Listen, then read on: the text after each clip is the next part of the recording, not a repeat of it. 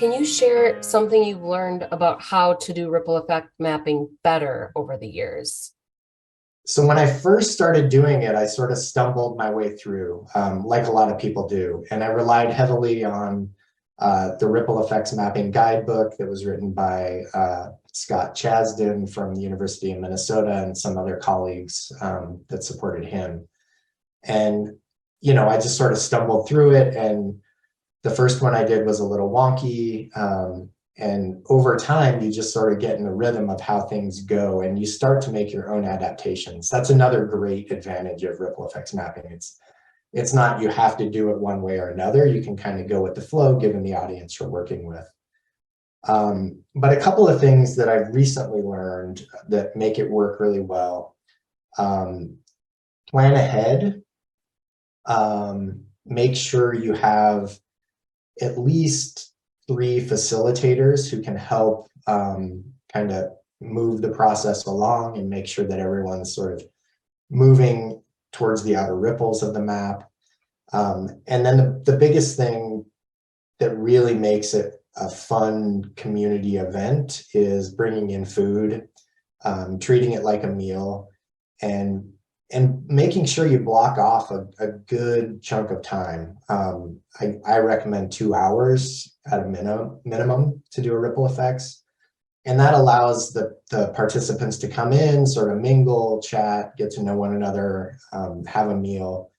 And then from there, it's pretty simple. And recently I found participants like to stay and just keep talking about all the impacts it's had on them and their community. And I don't know, I'm always surprised and delighted when I do one of these. Yeah, it can be really energizing for the folks that are involved. So you know extension and how busy our educators and specialists get with all of their different commitments and program priorities.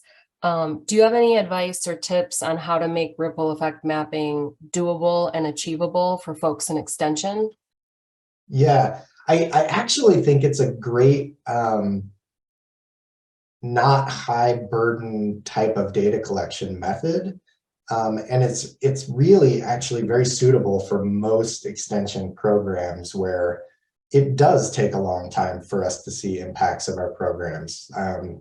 You're educating someone about effective gardening skills, and they might not even realize the impacts of that on them for several years. It might have impacted their mental health. It might have impacted their social circles. It might have impacted the community in ways like by beautifying a certain area of the town. And so in that way, it's a method that matches sort of the impacts we typically have in extension. But from a colleague kind of burden, it really doesn't take that much to organize these. You can put one together and organize it probably in a week's time.